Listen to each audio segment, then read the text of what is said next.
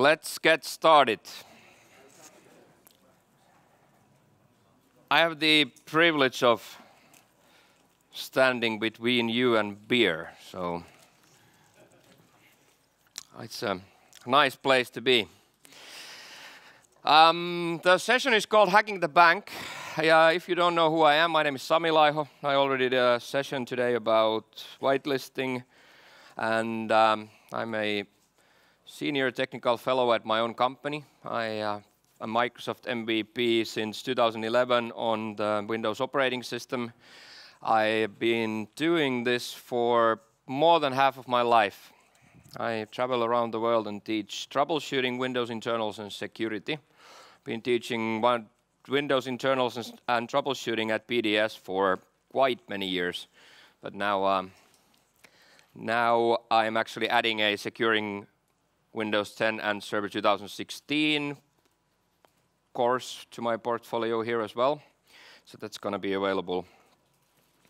That's going to be available next year. I toured around different conferences, and I was just last week in South Dakota speaking at a conference, and before that was Ignite. So it's usually around 208 days a year that I travel around the world. Why are we here? Well, I had some feedback from the previous session. Someone came to me after the whitelisting session and said, Sami, you have never ever spoken at this conference without teaching us some Finnish or talking about your dear country. So I had to fix this during the break. I had to take you this picture because I think this is so Finnish. This is from 2 weeks ago. That's our president. His wife was speaking at a convention center, and there was no seats available. So even in Finland, even the president doesn't dare to ask for a seat. He just sits on the stairs, among others. Just after being in the US for 2 weeks and seeing this was just like, what, like, so different. You can see Trump sitting on a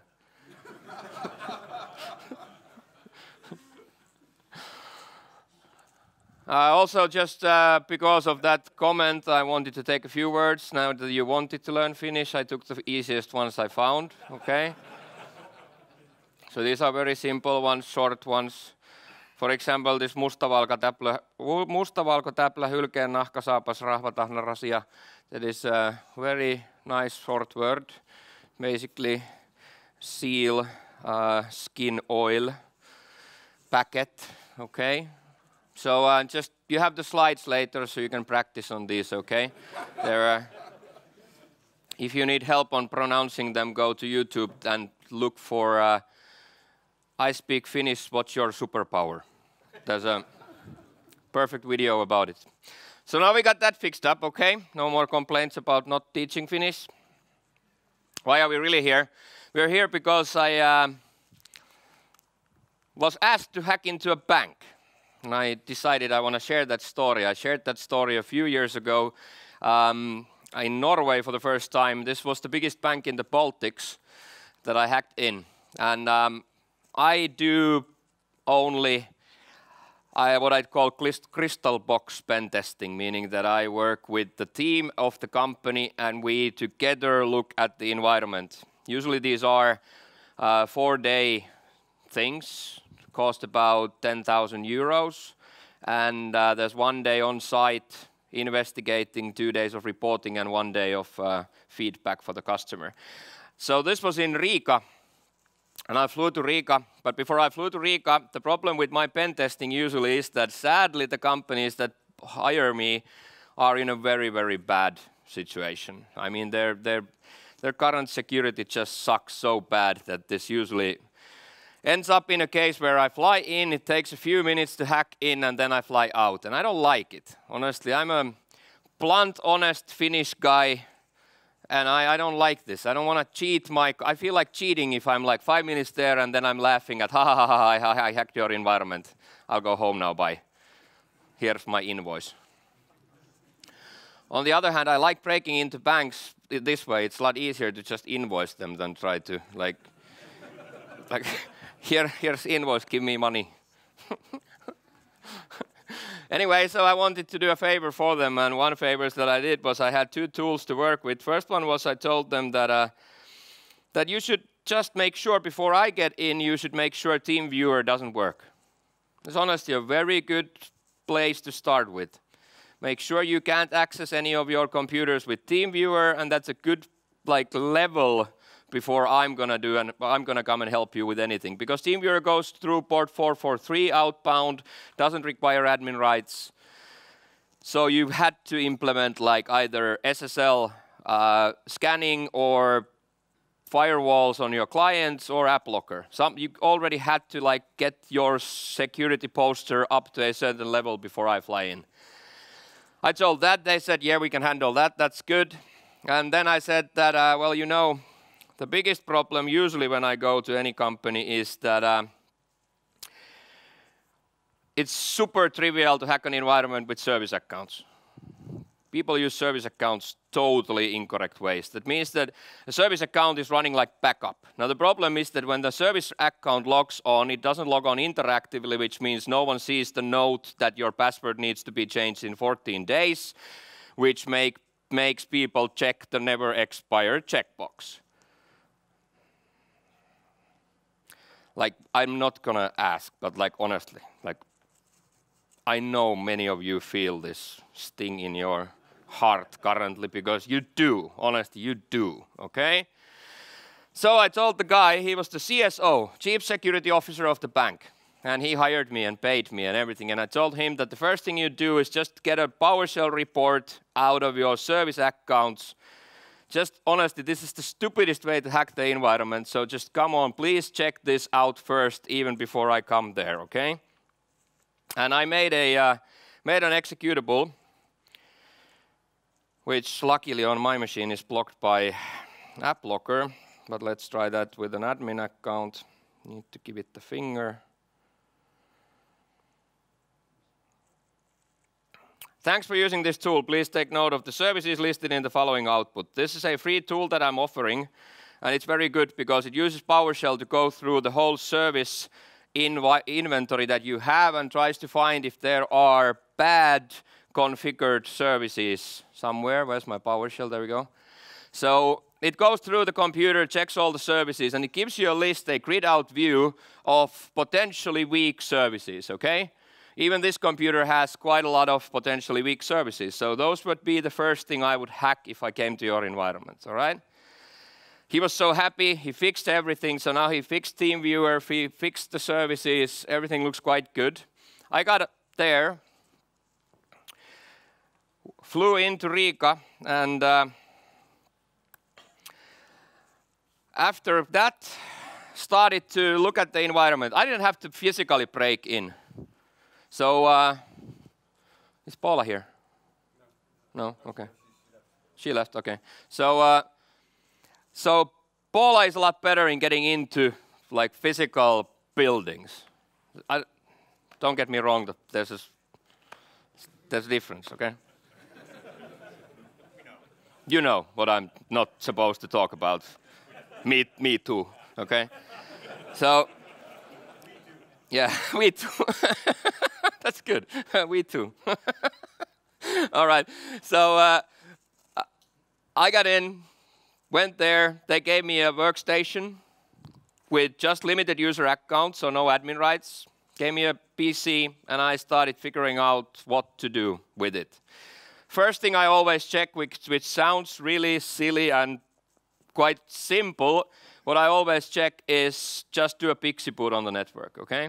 Because most of the time there's WDS or MDT or SCCM's pixie roll waiting there. And for example, MDT by default stores, uses the, if you could do a pixie boot and you see it contacting an IP address, that IP address many times in companies is a MDT share or an MDT server. And that MDT server by default allows authenticated users to read the files in there, which is silly because there's also an unattended XML file that has the password in it, okay? So that's always the simplest one because I don't know the network. I could start scanning and kind of trying to guess what the network has, but Pixie is easy because you just ask it to boot from the network. Well, that wasn't possible.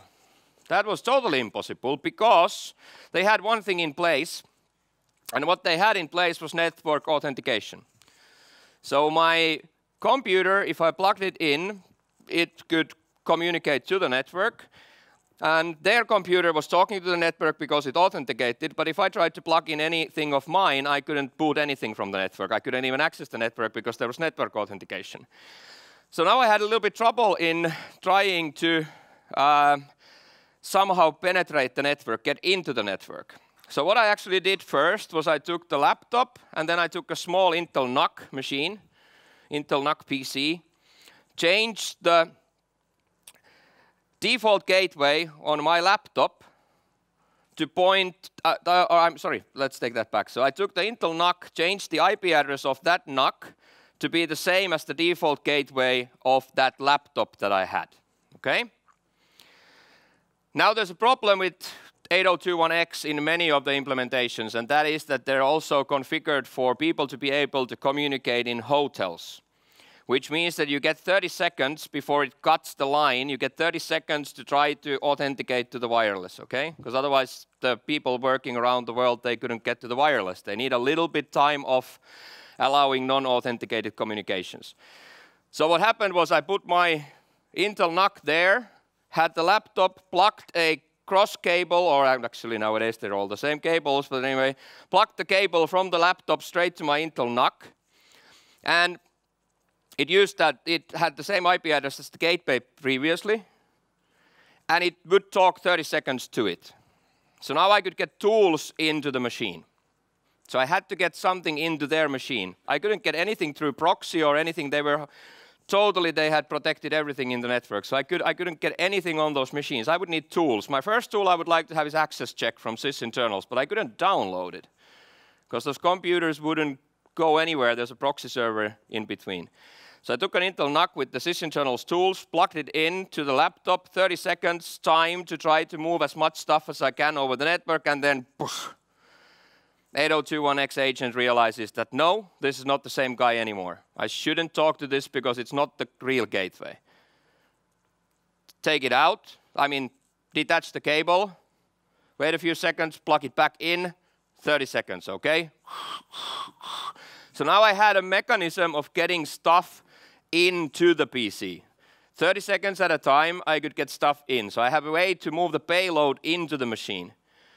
Now we still have a problem that I can't run anything because they're running AppLocker, okay? So they are doing very well. They're running AppLocker, and they're blocking anything I have. I tried to use my sysinternals tools that I just would be able to copy to the computer, but I couldn't run them. So, luckily, from my Intel NUC, I could get the access check tool. An access check tool I ran, and I showed this even on this has to do with the whitelisting heavily as well. So I ran this, access check -w-s users against C Windows, which means it goes through the whole C Windows folder, checks if there are any folders that have write permissions for limited users. And it found one thing, which was a subfolder under Windows called Internet Logs. Okay? That's Cisco. Cisco's VPN client does a very stupid thing, nowadays fixed. So did a very stupid thing, which was that it created this Internet Logs folder and allowed limited users to write to it. So now I could put my stuff that I got from the NUC, I could put those onto the Windows Internet Logs folder, and I was able to run those against AppLocker because they hadn't done an exception against that folder. So that's what I'll always look first, is if I can get a folder that's not on the exceptions list. And I got it running. Well, that was nice. Now I had something to work with, but honestly, they only gave me limited user rights. So now I had a way of getting stuff in. Now I had a mechanism of running things on the laptop, but I can't really do much. I'm just not an admin. You need to be an admin to get like a real compromised workstation that would get me somewhere. So I was really devastated. I was like, come on. Can I get anywhere?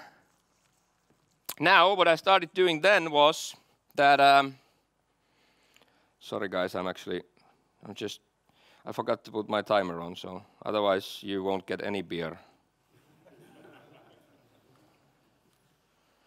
We have to fix this. I have absolutely no idea. I keep talking for ages if this. Oh, that's better. Okay, so I used this, and I was able to at least kind of get something running. Now, I got it running, but I couldn't really do that much with it because I didn't have admin rights. The next thing I started to look at was IPv6. That is one of your best friends if you're the bad guy, okay? IPv6's problem is that most of you have absolutely no control over it. You have it on, you haven't disabled it, but you haven't deployed it properly, meaning you're just running the default settings. Which means even these guys, they were protecting their IPv4 network very well, but all I had to do was put my Intel NUC on the network, put IPv6 on, and make my Intel NUC broadcast the IPv6 network that I wanted. So I left it running there, which means every computer in the same, the same subnet to be fair, it was blocked at their different networks. But anyway, so all the computers, they get an IPv6 address and use me as default gateway, okay? So they start throwing basically everything they have at me. So I can monitor whatever I want. But the great thing is that none of their network guys see anything, because they're monitoring IPv4. They got all sorts of network monitors there. But IPv6, it just stays hidden very well. Normally people have not, if I ask them, like, do you use IPv6? People say no, we don't use it. It's not a worry, but it's still something to worry about. It's the easiest way of eavesdropping your whole network if you haven't done anything to control it. Hopefully you have stuff on your borders that make it possible for you to control this stuff. But IPv6 is something that's very easy because then it stays there. IPv4, normally if I go and do a man-in-the-middle attack or something, it very often gets detected, because if I go and change my computer to be your default gateway or something like that, you start talking to me, but then you can't get online or you can't get to your shares or something, so you're going to complain, which means someone starts to look at this. But with IPv6, there's no problem, because IPv4 runs exactly like before. You get to your shares, everything works perfectly, and IPv6 just works as my scanning network, okay? IPv6, since Windows Vista, is preferred over IPv4, which means that it'll try first to talk to me and then rely on IPv4. So it is like actually absolutely perfect for me. AppLocker weaknesses. I told this on the previous session about whitelisting. There's a guy from Norway called Oddvar Moe, and Oddvar is an MVP, a security MVP, and he specializes in AppLocker bypasses. So he's got a GitHub repository just full of AppLocker bypasses. So actually what I was able to do was get through their AppLocker in quite many ways. And I was gathering this list of, I have 6 different ways of getting through your AppLocker. The internet logs folder, but also rundll32, msdt.exe. There's very many different known ways of getting past AppLocker. I had that list and I was kind of like, I'm anyway getting paid to penetrate the environment. So I was a little worried about, because I'm getting a list of, like, I'm telling you, I can now run stuff on your machines. But you're still so well protected because you're not having admin rights. Which means, like, I can run those tools, but what can I do with those tools? So yeah, okay, I'm getting a report, like, slowly and slowly getting the report done, like, I found weaknesses in your network, but I'm still not at the level where I could go and say, like, I'm sorry guys, but I hacked your network. So it's not that, like, for me, it's not that pleasing. There's like, these are nice things, but it's like, come on, it's not worth 10 grand, okay? So I'm a little bit worried still about this. I found many of those, but I didn't get, like, to the level where I would have wanted to be. Now, this was the first thing that saved me. One of their bank networks didn't patch, or hadn't patched at that time.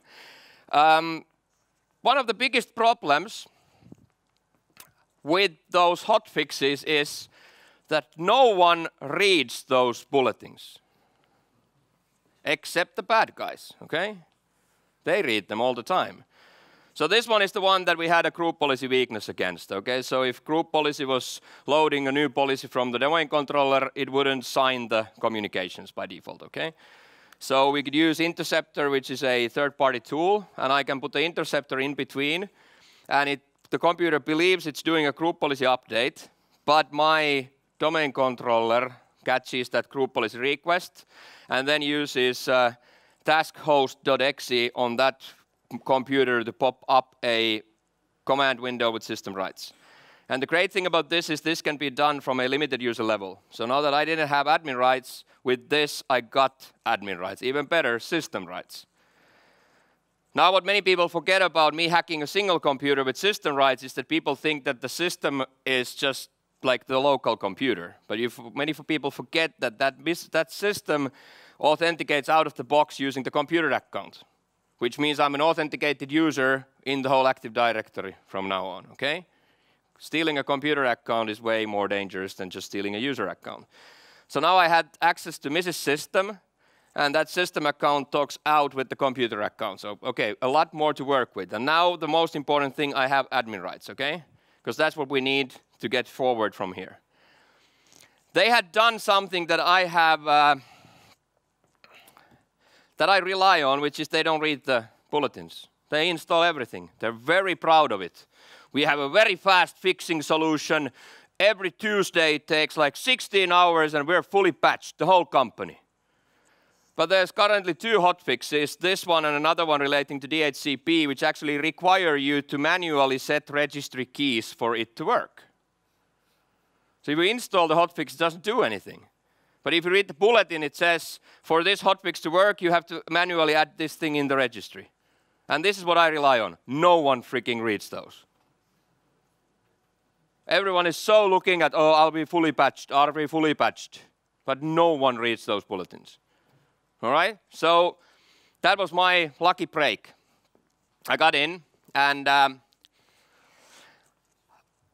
with the Mrs. System account, I mean the administrative account, whatever, I was able to kind of go around the network. Now the bad thing still was that I had one desktop there, and I could hack it. And I had a laptop that I was also supposed to hack. I couldn't really get that hacked because the network structure was a little bit different, and I couldn't get the interceptor working in that network. They were protecting it with IPsec and made my life a little bit harder, okay? So they had 2 different networks, a normal network, workstations, and then a protected network and laptops. And I could get the other one now kind of hacked. One computer didn't get further that much because they had done one thing. Paula was talking about this. I didn't see Paula's second session, so now you have to forgive me if she already showed you this. But they had 2 things in place. The world's simplest kill pasta hash, which means deny access to this computer from the network. And let's do that for a pseudo group called local account and member of administrators group, okay? That's the world's simplest way of killing local pasta hash. You don't have to even have a lapse, okay? So that means that anyone who tries to authenticate outside of this box to my computer and belongs to the local admins group and is a local account will be denied, which means you can't do pasta hash, because if you steal the hash from someone else's computer and throw it at me, if you're an admin, you're not going to get in, okay? So this was in, so it made I was trying to do pasta hash, all that stuff, that was difficult. Then they had also done something that I do at every environment nowadays, which is, I actually was supposed to have that. Now I remember that I didn't add that slide. Sorry. So we're actually going to need to take this from another deck.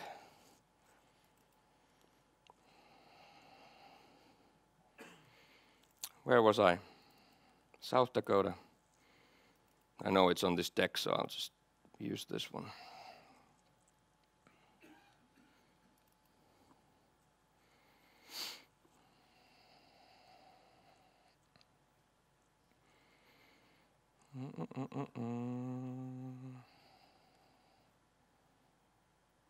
There's the slide that I was looking for. So this is how we do all environments nowadays. every environment is divided into 3 layers, or tiers as Microsoft calls them. We have the access layer for only the endpoints, we have the data layer for servers, and then we have the domain controller layer for, power layer for only DCs, okay? Which is the way nowadays to protect, or not protect against pass the hash. If you want to protect against pass the hash, you need like Windows 10 Enterprise or Server 2016 on every freaking box you have. If you don't, plus I always say credential guard is great, but it doesn't block stupidity, okay? It would be awesome if it would do that. It doesn't block stupidity, meaning I get you as an admin to log on to my compromised workstation, which you could still do even if we have credential guard. And I can make that, for example, when you log on, I'll make a scheduled task that makes me a domain admin when you do it, okay? So I just put in a bait, call you in, ask you to log on. If you ever log on with the domain admin to a workstation, trust me, you are so screwed that you have no idea, okay? Do not you do that. So we have policies in place, and they had it as well. So they had group policies that say that domain admins are not allowed to log on to anything but the power layer. We have server admins that are only allowed to log on to servers, and we have workstation admins that are only allowed to log on to workstations, okay? And now, one thing many people forget all the time is that there's a trivia question in TechEd, a very famous trivia question. It's been on many, TechEd used to have like lunchtime trivia. And one of the most common trivia questions is true or false. In a default domain, in a default Active Directory environment, domain admins don't have a single privilege on any of the domain joint workstations. Well, someone already else false, but that's wrong, okay? It's totally true. There's not a single privilege that domain admins have, okay? Because if you go to view the user rights assignment, there is not a single line that would say domain admins, okay? Because domain admins only get those based on the fact that they belong to the local administrators group. So from the perspective of this machine, there's no difference of you being a workstation admin or a domain admin. There's absolutely nothing different. There's no magic hat on a domain admin, okay? So you have to remember, domain admins have privileges assigned to their group only on domain controllers. That's why you don't use them anywhere else but DCs, okay? Because when you get to this level, then you can at least contain pass the hash, all right? Not protect, not block it, but at least contain. So it was really hard for me to do any lateral movement. I couldn't really move around the environment as much as I would have wanted. And again, I was kind of stuck. That didn't really work out that well. Oh, there's an wrong deck, sorry. I was gonna give you a free consult. Don't do that, bad for business. What did I have with me? The next thing was I kind of gave up on the fact that I couldn't hack the laptop. So the next thing I started doing was physical hacking, okay? Let's try to get those devices opened.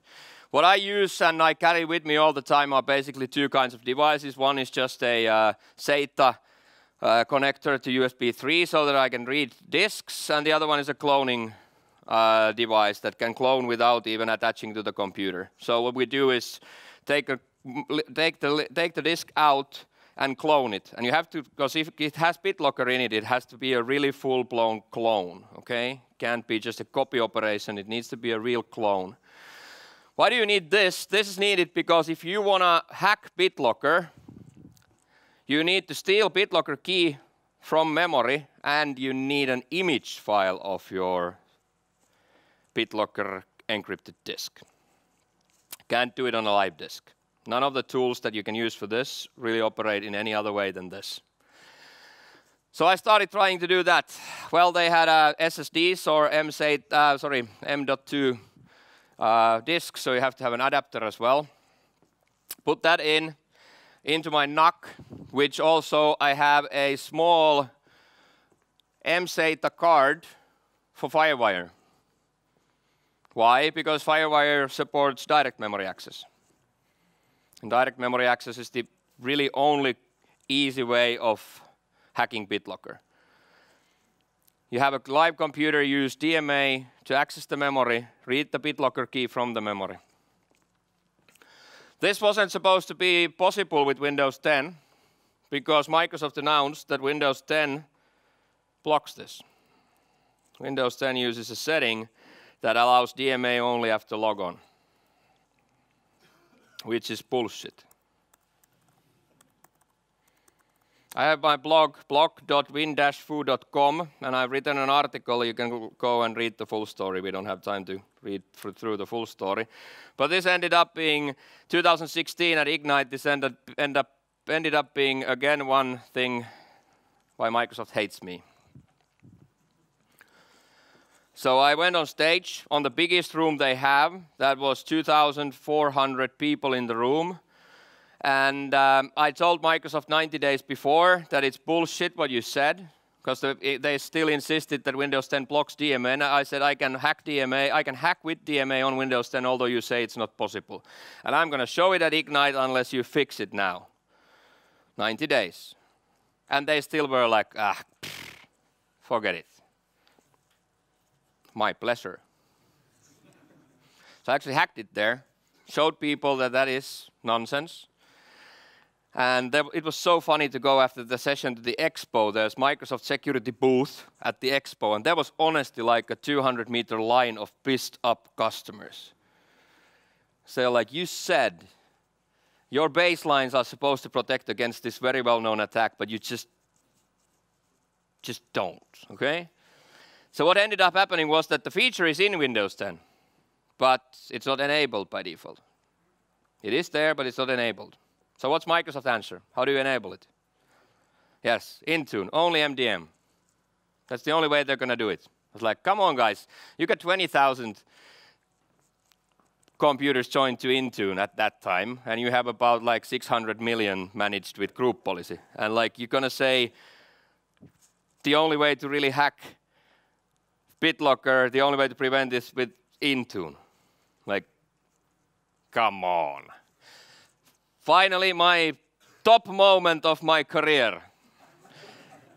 Yesterday was my top moment of my career when I heard how well I did it at Ignite. But before that day, my best moment of my career after working 20 years with Microsoft Technologies, I now own a group policy setting. You have no idea how much and how long I've worked for this, but I now own a group policy setting, okay? This is mine. So this tells the whole story. You should read this anyway, because even today, we're halfway through October 2018. Sorry guys, if you download Microsoft Windows 10 Enterprise Baseline Security policies, they don't work. I mean, they work, but they're not secure. The funniest thing is they're missing 2 hardware IDs that you have to add manually. The weirdest thing is that I actually took them from their own MSDN documentation, but they haven't read it themselves. So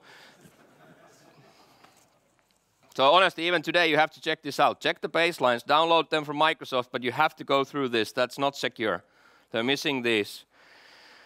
Anyway, they gave me a registry key finally, and now at like after 1709, I think, was the first one when they started to really then support the group policy setting. So now we have this. I'm so proud of this. It's a highlight of my career. So Windows components, BitLocker. Disable new DMA devices when this computer is locked, okay? This is my group policy. And I have a conspiracy theory. They booby-trapped it. Because this is not possible. Think about the whole story I just told you. And this is my first ever group policy. They're pissed at me. Now I have an HP machine, but I had a Lenovo X1 Yoga. And if you put that group policy on a Lenovo X1 Yoga, it disables wireless, sleeping, and Intel AMT. What's the chance of this happening? The dude who they're pissed at starts bragging about finally getting a group policy, and it only breaks his computer. It's like, I'm sure there's a conspiracy here, okay? All yogas, not just mine. That would have been awesome. Yeah. Only if your postal address is. Anyway, so I needed a FireWire connection for that. I think DMA is not that much of a trouble for most of you before like 3 years ago, because that was only a problem for Mac. Only Mac machines had a problem because they would use FireWire and Thunderbolt. PCs didn't, but now they do.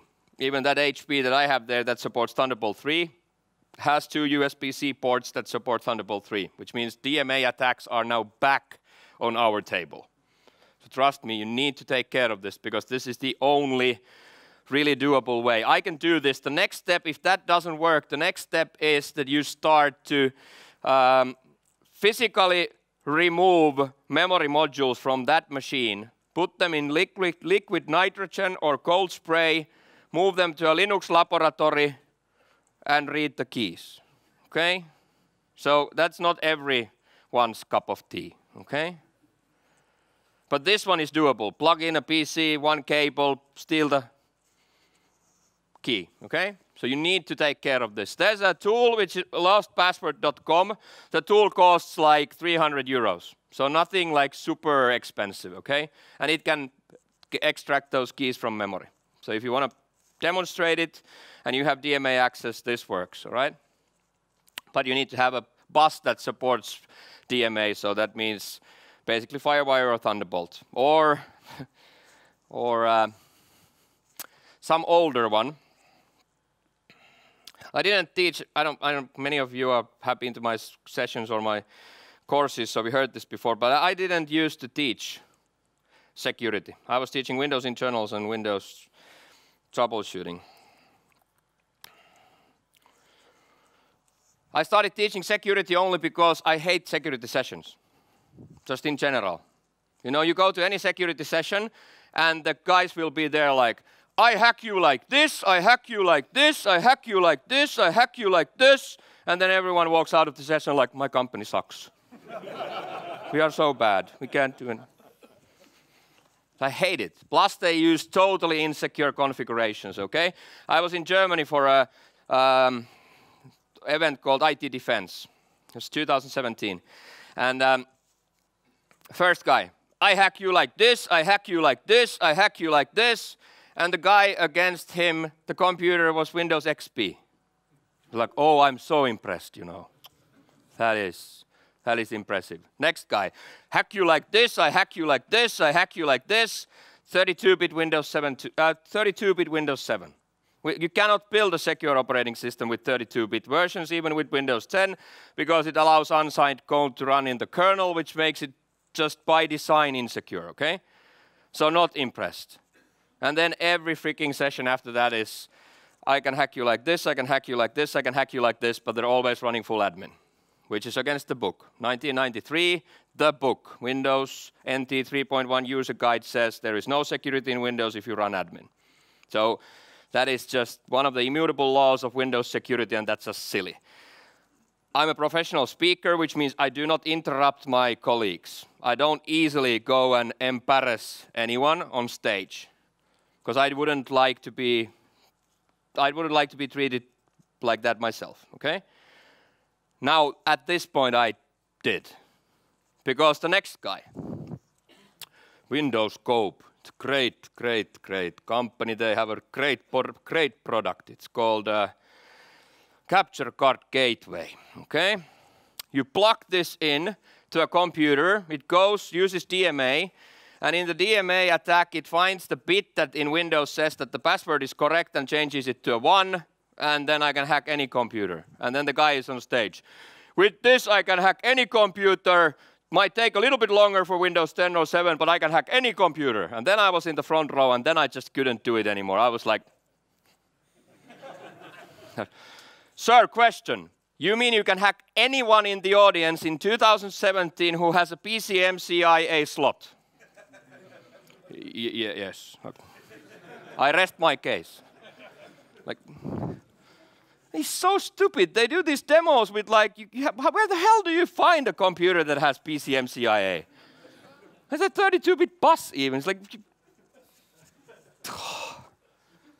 can't get it. It's so annoying. Luckily, they don't charge that much for this because nowadays this one, for example, I think it only costs $9,200. So luckily, not more. Okay. So I was able to hack BitLocker, but not in their environment because they didn't have a single PC at that time that would have had DMA. So I couldn't hack their computers. I tried like freezing their memories, but they had secure boot, which meant that I can't do what's known as a Princeton attack, which even I know how to do. You freeze the memory modules, recycle the power, plug in a very small Linux kernel so that it overwrites memory as little as possible and then reads the BitLocker key from the memory. But you can't do that with secure boot. So if you have Windows 8 or up and you have a secure boot, that won't work because it won't allow the Linux kernel to boot, okay? So I couldn't do anything. I couldn't get that hacked. And now I'm getting a little bit more and more desperate. I had this one admin account that you saw. So what I did was the booby trap, which now I'm going to just explain what it does. So I took the computer, the workstation that I was able to get admin rights on, and this is probably the oldest trick in the book.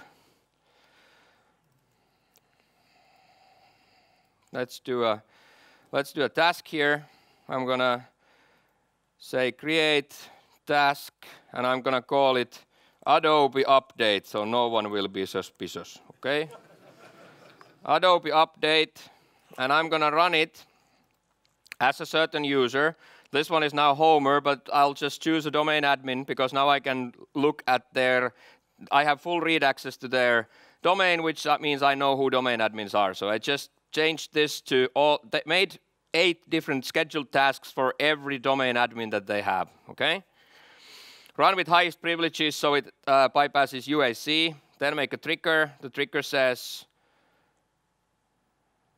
says at logon of any user, please run net.exe with the arguments of not net.exe argument of group domain admins, whatever my account's name at that time was, Sami, okay, add domain. And just leave it there. And then call in. Hi, got a workstation named WS12345. Can't even connect to my notepad. Can you just try to help me out? I'm in the middle of a very important sales conversation here. And then try to get them to log on, okay? Now if they log on with 2 privileged accounts, they run that and make me a domain admin. Now that's what we fight against with the tier model, okay? Because no domain admin can log on to an endpoint, okay? So they can't screw this up. And they didn't. So fairly, they always used workstation admins. I implement this not this one. I implement this everywhere I go. Oops. I mean, I implement the model you saw everywhere I go, okay? So I always implement the tier model. And people hate me for it, honestly. They hate me. Of course, because they lived in an environment where you've had one user account. Almighty, can do whatever needed. And now I go and tell them that you need at least 5. You need a local user. I mean, you need a domain user that you read email with. You need a local admin for managing your day-to-day tasks on your own machine. Then you need a workstation admin for the tier 1. And then we have another server admin for the next tier. And then we have the domain admin for the next tier. Okay, so you have 5 accounts, 5 passwords. Things get annoying, okay? I don't know if you saw this. So I don't know who's seen my Ignite sessions from 2 weeks ago. But you can help. You can make it a little bit. You can make it a little bit easier for yourself as well. So what I introduced there was the future of authentication. Okay. So you have biometrics. Biometrics are nice, but then we needed a 2-factor authentication. So I actually did a 2-factor authentication. This is the one that won the conference, the session. So I actually did it with a hedgehog. Okay. His name is Token. He's a live hedgehog. His lifetime is about 5 to 8 years. Depends on how well you treat it, okay? And it has tamper protection, hell yeah. Okay? Microsoft hates me so much because I broke every freaking rule in the book. So I had to, I took token in, but you're not allowed to take animals into Orange County Convention Center. So I had to smuggle it in. So I had a really small cardboard box and a friend, Finnish IT pro with me. And he was looking, because there was a security dog. And that thing smelled so bad, I could have smelled it like a mile away. So that dog was circling around the place. So we had he was making sure the dog is not around, and I would come with my hedgehog, and then I had it under the podium, and at this point I just took it off and used the hedgehog, because hedgehogs' paws have the same fingerprints as humans, as do koalas as well, but it was freaking hard to get a koala. So hedgehog has the same fingerprints, so you can actually authenticate with a hedgehog to Windows Hello. So you can do two-factor authentication. So it's not that hard, honestly. You can help yourself out, okay? At this point, they were almost ready to throw me out of the conference. Took them a week to actually publish that video because they were thinking if they're going to be sued for hurting animals. No animals were hurt during this session. This is what they got very pissed off as well. Everyone hates this UBI section thing. If you use Resource Hacker, you can change the texts. Okay? Makes it a lot funnier to use Windows.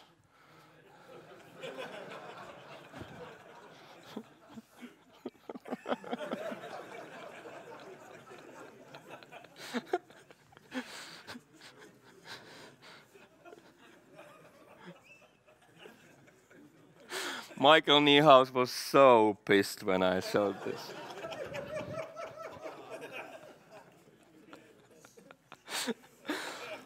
That's fun. I learned something new. Honestly, Resource Hacker, if you download it, you can change any of the Windows language back binaries, which means you can basically make Windows look exactly like you want. You can change the Control-Alt-Delete logon texts, everything, because everything now goes through a multilingual user interface package. So if you hack the packages, they're not signed, which will probably be fixed in the future releases. But for now, you can have a lot of fun. Okay? Well, anyway, that had nothing to do with this. I'm not going to end this session yet. So, after the one day on site, couldn't really hack what I wanted. Felt a little bit bad, went back home, did 2 days of reporting, and then I went back and flew into Riga. And this guy is smiling already. Hello, Mr. Laiho. How did we do? You did amazing, honest. You did amazing. That was so good. I don't know if I've ever been to a bank or anything that has done security like this. And he was like, yes, I have the best team in the world. These are the best security professionals in the world. I am so proud of my team, and we're so good at this. It's like, okay. So I have this certificate here. And he was giving me a certificate, and that certificate said me, Sami Laiho, I guarantee that company XXX has done a perfect job on security. And would you sign this now? I'll sign. One question. Okay, but can I look at your PC? And he was you could see the smile on his face when he was sure, go ahead. He locked the PC, and I was like, okay. Rebooted the box, went to BitLocker recovery, used plain zeros as the recovery password, and got into the box. And he was looking at me like, what? I was like, dude, Mr. Security, Chief Security Officer, by the way, who will never ever hire me again. So, honestly, think about this. The guy who hires a guy to do pen testing. Manage BDE, $C protectors. Get. Oh, shit. No, actually, we were fighting with this all the time. Okay, normally your password looks like, oops. Come on, it's like 2 minutes. Stay there, okay? No? Anyway, we don't need this for the story anymore, okay? Meaning, that is normally what a BitLocker recovery key says. But the problem was that the guy, the CSO himself, had hacked the environment before I ever flew in. Remember the report services PowerShell command? It has nothing to do with services, just spits out strings. Just changes the BitLocker key to plain zeros. It's like, think about that. Chief Security Officer hires a pen tester, and the first thing the pen tester says, would you run this command for me on your machine? Of course. He was so embarrassed. Think about this, like 2 seconds ago, he's like, I have the best professional team ever. And now everyone is laughing at him like, you're so stupid. Like, did you really run it? Like, oh my God. And the guy was like totally red and just threw me out of the meeting room. So he's not going to hire me again. But I got the money, so I'm fine. But that is like, that is just a perfect example anyway of, oh, now we're gone. Okay, we're good. So if you think about how companies break, it's PowerPoint or social engineering, okay? You can protect against your cool 801.2x, whatever, blah, blah, blah, blah, blah, and then the guy runs one command and gone, okay? The last slide would have said that please fill out your evals, but now I think we're going to have some sort of a lottery thing. We need the last slide. Can we try to get the screen on? I need this first because free training, win-foo.com/dojo trial 2018, free 30 days training, okay? And then I think Kurt needs this one, conference wrap up. It's silent, so it's good.